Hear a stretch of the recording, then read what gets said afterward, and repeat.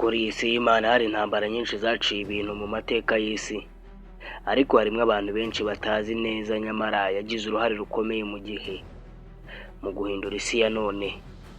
Iyo ni intambara ya Koreya.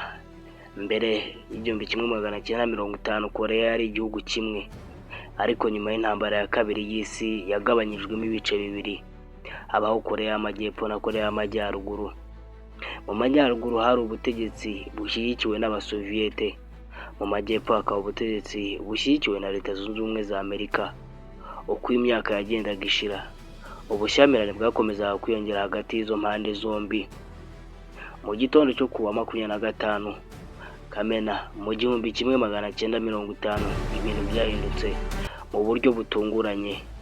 Ingabo za Koreya ya ruguru zambutse umurongo wa 38 maze zigaba igitero gikomeye kuri Koreya y'Epfo. Mu masaha make gusa imirwano yari imaze gukwira henshi mu gihugu.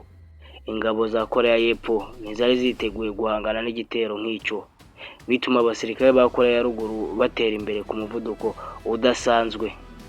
Mu minsi mike gusa yakurikiyeho, umurwa mukuru wa Seoul warafashwe, abaturage ibihumbi n'ibihumbi bahunze ingo zabo, imihanda yuzura, abantu bagerageza guhunga amasasu.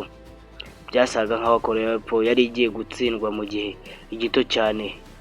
Ingabo za Koreya y'Epfo zasubiye inyuma kugeza hafi y'icyambu cya Pusan. Hari hasigaye agace gato cyane katarafatwa. Icyo gihe Amerika yahise ifata icyemezo cyo kwinjira mu ntambara, nuko perezida wari icyo gihe Harry Truman yavuze ko gutsindwa kwa Koreya y'Epfo byaba ari intsinzi ikomeye y'abakomunisite mu gihe cy'intambara y'ubukonje. Loni nayo yemeye kohereza ubufasha, maze ibihugu byinshi bitangira kohereza abasirikare n'ibikoresho bya gisirikare kuri Koreya y'Epfo.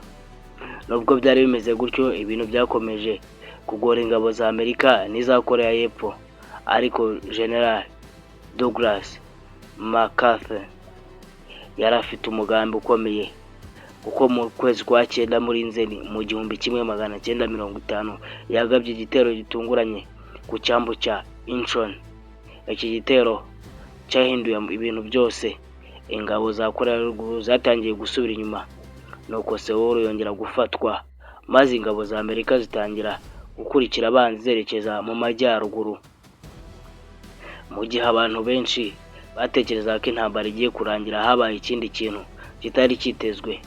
Ubushinwa bwatangiye kugira impungenge ku ngabo za Amerika zari zigeze hafi y'umupaka wabwo, nuko mu mpera zo mu 1950 ibihumbi n'ibihumbi by'abasirikare b'Abashinwa byambutse umugeri wa Yalu wihishwa mu buryo butunguranye, batangira kugaba ibitero bikomeye ku ngabo za Amerika n'iza Loni.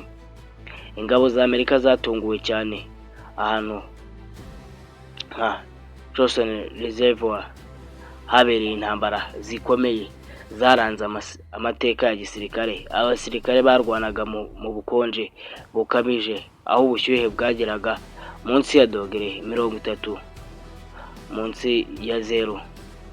Benshi bapfuye bazize ubukonje cyangwa ibikomere.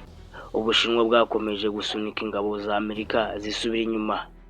Seoul yongera gufatwa ku nshuro ya kabiri. Isi yatangiye kugira ubwoba ku ntambara ya gatatu y'isi ishobora gutangira, kuko icyo gihe Amerika, Ubushinwa na Leta Zunze Ubumwe z'Abasoviyete zari ziri mu makimbirane akomeye. Hari n'abifuzaga ko gukoresha intwaro za kirimbuzi. Ibyo ntibyigeze bikorwa.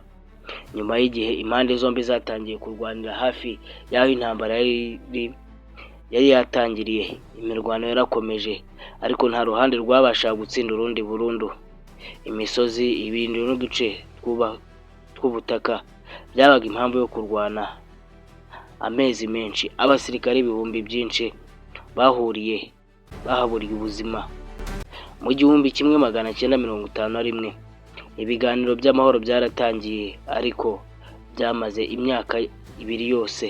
Mu gihe ibiganiro byakomezaga, amasasu nayo yakomezaga kuvuga. Buri ruhande rwashaka kurangiza intambara rutatakaje byinshi.